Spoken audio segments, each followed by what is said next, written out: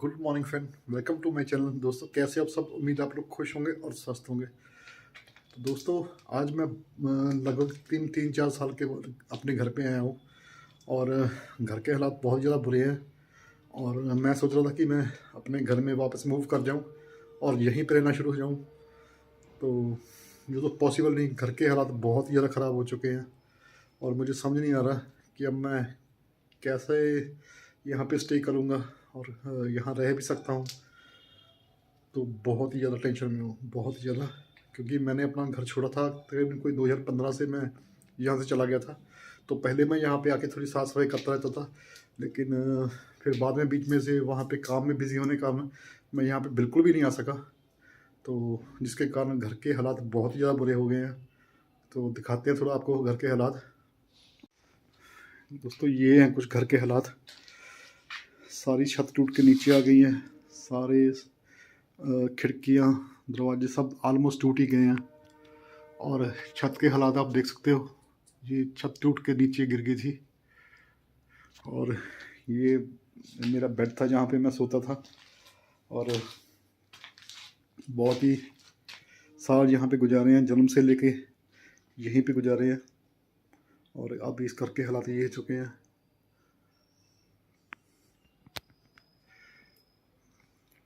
यहाँ पे सारी त्रेडें वगैरह आ गई हैं और बहुत ही ज़्यादा। ये मेरी मम्मी पोस्टर लिख गई थी, उनकी डेथ हो गई थी 1997 में। ये मेरी माँ की लाई हुई सीढ़ियाँ थी। जय भोलेनाथ, कृपा करो। ये सारे घर के हालात ऐसे बुरे हो गए दोस्तों। ये मेरा सेंटर टेबल था, ये मेरा सोफ़ा था और ये मेरा सिंगल बेड था, इस रूम में सोता था।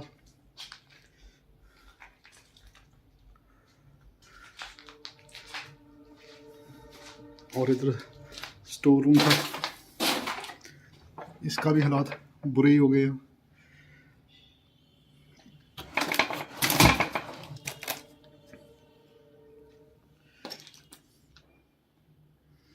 ये मेरा कंप्यूटर टेबल था, यहाँ पे मैं कंप्यूटर रखता था अपना। और ये पेटी मेरी मम्मी की थी और ये एक और पड़ी है। चलो अभी आपको किचन दिखाते हैं।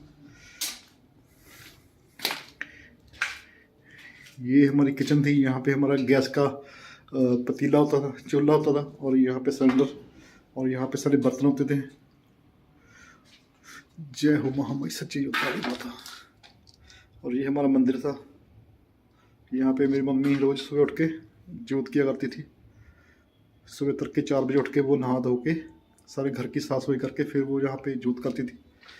मेरी जो मम्मी थी वो भगवान को बहुत मानने वाली थी।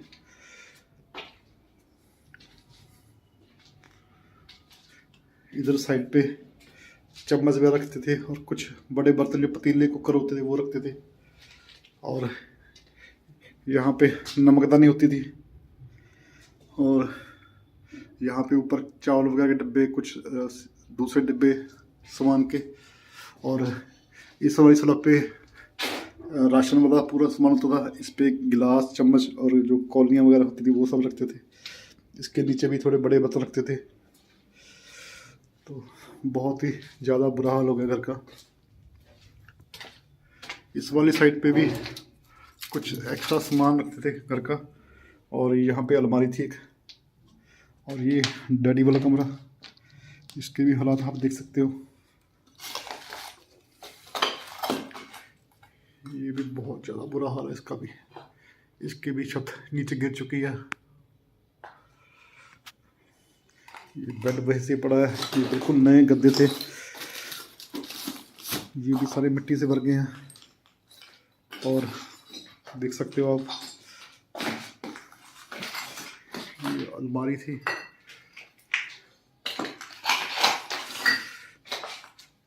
ये बड़ी बड़ी शेल्फ थी, इस पे भी कुछ सामान रखा होता था और सामने शेल्फ थी। अभी आप देख सकते हो कि बहुत ही ज़्यादा बुरा हाल हो गया है, बहुत ही ज़्यादा बुरा हाल हो गया है। अब इसको रहने लायक कैसे बनाऊँ, क्योंकि कोई जॉब भी नहीं है और इनकम का कोई सोर्स भी नहीं है। और बड़ी दिक्कत हो गई है दोस्तों।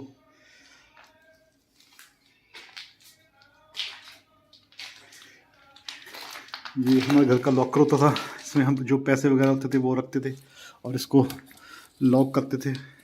अभी सारा इसका बुरा हाल हो गया है।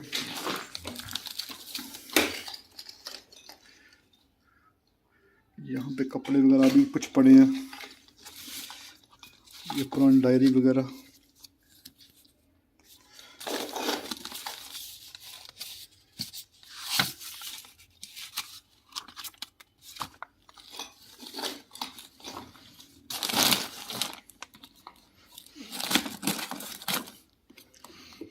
बहुत ज़्यादा जाम हो चुका है दोस्तों अभी भी इस पे। ये जब मैं एवॉन का काम करता था तो एवॉन की कुछ क्रीमें,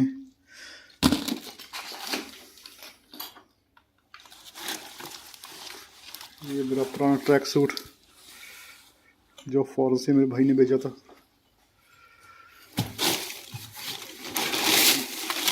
बहुत ही ज़्यादा बुरा हाल हो चुका दोस्तों, बहुत ही ज़्यादा। अब समझ नहीं आ रहा लाइफ में कैसे सर्वाइव करूँगा, कैसे अब घर में इसको रहने लायक बनाऊँ। ये देख सकते हैं आप, कंडीशन बहुत ज़्यादा ख़राब हो चुकी है।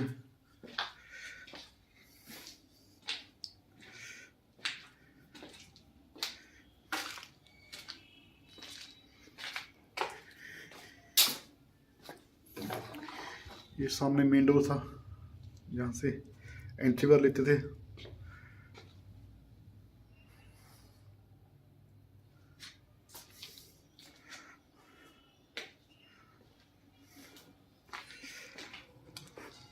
और ये वॉशरूम था, इसके भी हालात बहुत ज़्यादा ख़राब हो चुके हैं।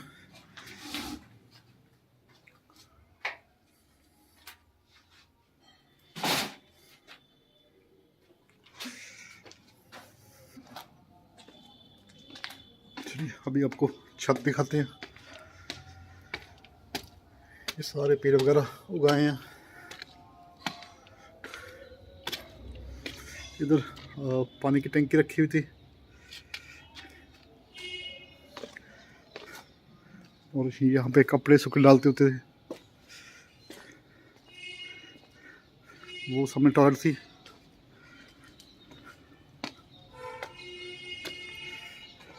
पहले ये घर, तीनों घर जो पीछे वाला दिख रहे हो आप, वो वाला और ये वाला सारे पहले जॉइंट फैमिली थी और पूरे घर साथ थे। लेकिन टाइम के साथ सब अलग अलग हो गए। तो जो हमारे वाला था, ये जो आप देख रहे हो, ये बैठने वाली थड़ी है, ये पहले यहाँ तक होती थी, यहाँ तक। फिर जब घर का सेपरेशन हुआ तो फिर आधी बीच में दीवार होगी, तो ये आधी रह गई। यहाँ पे बैठ के हम ताए चाचे के लड़के सारे रात को बहुत ज़्यादा मस्ती किया करते थे। और फिर जब मैं अकेला रह गया था तो फिर बहुत सारा मैंने यहाँ पे 2003 से लेके 2015 तक मैंने अकेले ही यहाँ पे गुजारे हैं। तो उसके बाद 15 में मैं चंडीगढ़ चला गया था और वहाँ पे जाके अभी आपको गली का दिखाते हैं कुछ। ये हालात है गली के।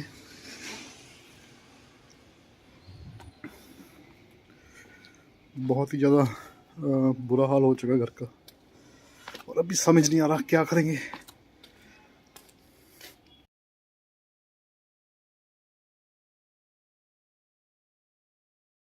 कंडीशन बहुत ही ज़्यादा बुरी हो गई है घर की, रहने लायक तो बिल्कुल ही नहीं है। और मैं आपको बताऊं कि मैं 2015 में यहाँ से मूव हो गया था और वहाँ पे जॉब करने लग गया था और कोविड के टाइम पे मेरी जॉब चली गई थी। उसके बाद फिर मैंने अपना खुद का एक फ़ास्ट फूड का काम शुरू किया था।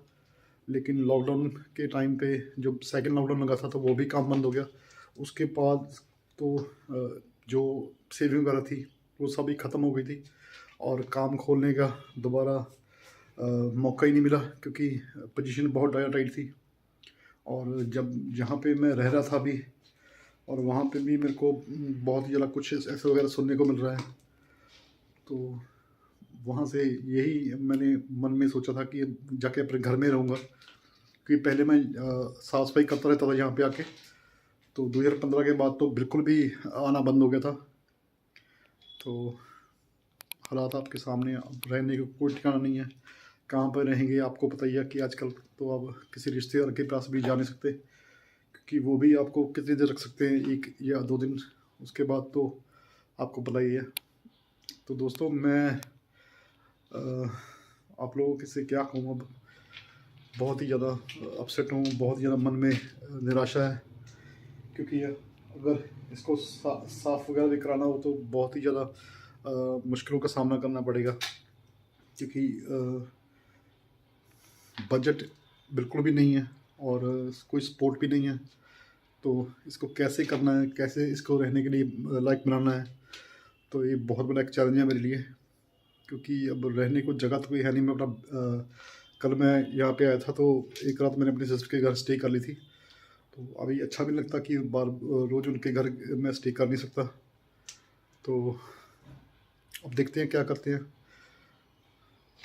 बहुत ज़्यादा परेशान हूँ मैं।